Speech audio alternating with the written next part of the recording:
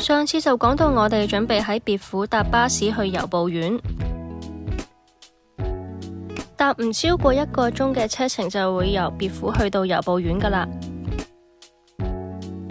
今次喺由步院逗留嘅時間唔會太長，只係逗留大約半日左右，所以我哋主要嘅目標呢都係行喺由步院呢條大街湯之平街道，睇下呢度有啲咩食同埋行。首先第一站食嘅就係雪糕，呢一間出名食嘅呢就係抹茶雪糕，就算係抹茶味呢都有分1倍至5倍嘅抹茶濃度，而除咗抹茶雪糕之外呢，都仲有焙茶味嘅雪糕。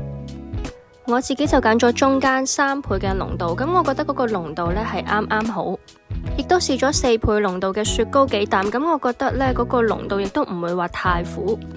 第二站呢，就係由步院呢度好出名嘅半熟芝士蛋糕，呢間鋪頭呢，喺由步院有2間分店，咁不過呢，要行到入少少街入面嘅呢間本店呢，先可以食到熱辣辣新鮮出爐嘅半熟芝士蛋糕。呢度1個嘅原味半熟芝士蛋糕就要280 yen， 都排咗一陣隊先終於可以入到嚟買。除咗原味之外呢，仲有抹茶味、朱古力味，不過最好賣嘅呢都係原味。由於都係啱啱出爐冇耐啦，咁佢表面嗰層呢都係熱熱地，亦都脆脆地，而入面嗰層呢就係流心嘅芝士餡，底部呢再加啲脆脆，食完一個啱啱好，甜而不膩。第3樣掃街嘅食物就係呢個金上可樂餅。可樂餅即係將薯仔嚟油炸，然後入面再包住唔同嘅餡。咁我今次呢就嗌咗原味，亦都係攞到金上嘅嗰個金上可樂餅。呢款金上可樂餅入面係有黑椒牛肉同埋洋蔥餡。講返個餡呢，我覺得佢個鹹香味十足。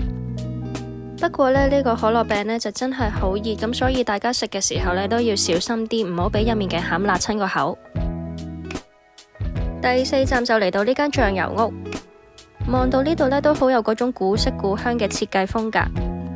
呢度除咗有賣醬油之外呢，亦都有一啲用醬油整嘅相關食物。行過少少呢，就會見到埋呢個醬油布甸啦。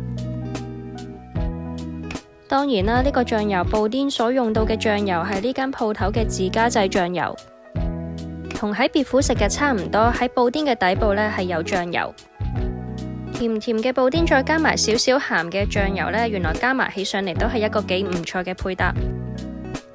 大家如果即場食完之後呢，亦都可以將個樽呢俾返鋪頭回收。食完咁多嘢之後，就去行下消化下先。一路向前行就會行到入嚟呢個花卉村。呢個花卉村係免費入場嘅。花卉村入面仲有呢個童話村商店街，入面例如有賣飄零燕嘅嘢。不過大家要有個心理準備，因為入面呢係有一啲嘅小動物啦，所以都會伴隨住一啲小動物嘅糞便味。繼續向前行，除咗頭先講到有飄零燕嘅鋪頭之外呢度仲有一間賣 Miffy 嘢嘅鋪頭。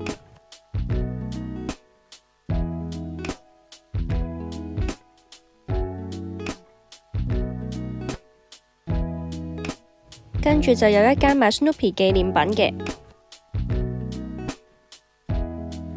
行完鋪頭之後，仲可以去埋隔離間茶屋食下午茶，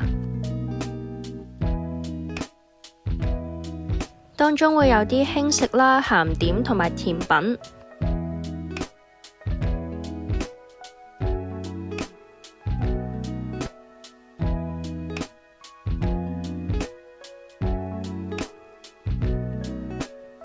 我呢杯呢就係士多啤梨巴菲，面頭嗰粒呢係一粒棉花糖，再加上士多啤梨酸酸甜甜嘅味道。行到街嘅盡頭就會到呢個金輪湖啦。聽聞呢喺夕陽嘅照射下呢會反映出湖面有金光閃閃嘅感覺，咁所以呢就叫做金輪湖啦。加上呢金輪湖入面有溫泉水，咁所以如果係秋冬季節嚟嘅時候呢，嗰個溫差就會形成一種霧面嘅感覺。行完由步院呢條湯之平街道之後呢，就覺得呢度一方面呢有好多唔同嘅嘢食同埋鋪頭啦，但係另一方面呢，呢度都仲係可以保持到嗰種淳樸嘅感覺。雖然今次冇喺由步院停留好耐啦，亦都冇喺度浸溫泉，不過都覺得呢度係一個好特別同好靚嘅地方。之後我哋就搭返由布院之森返福岡啦。由布院之森喺1989年開始運行。呢個綠色嘅車身呢，係由布院之森其中一個好標誌性嘅特色。入到嚟嘅第一個感覺呢，就覺得個車廂同埋呢度啲凳呢，好有年代感。呢個和牛便當呢，喺我哋網上買車飛嘅時候呢，就已經預先訂埋噶啦。仲有呢支汽水，聽講呢支汽水呢，係由由布院嘅天然水所造成嘅。在我而言呢，我覺得支汽水嘅味道呢就有啲似七喜。呢個和牛便當呢就價值3000 yen，佢係用咗大分縣嘅和牛。便當入面有2款唔同煮法嘅和牛，仲有一嚿玉子燒，淋埋燒汁上和牛度呢個味道就啱啱好啦。不過我覺得如果嗰個便當嘅溫度呢係再熱啲嘅話，呢個味道就會更加好啦。由布院之森除咗有和牛便當之外，車廂入面仲有一個角落呢，可以俾你去吸埋呢個紀念印章。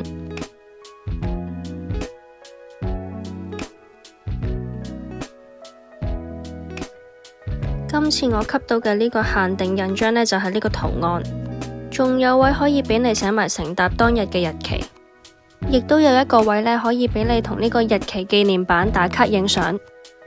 不過要提提大家嘅呢，就係車程都始終比較顛倒，所以尤其是係去攞預購咗嘅便當嘅時候都要小心啲。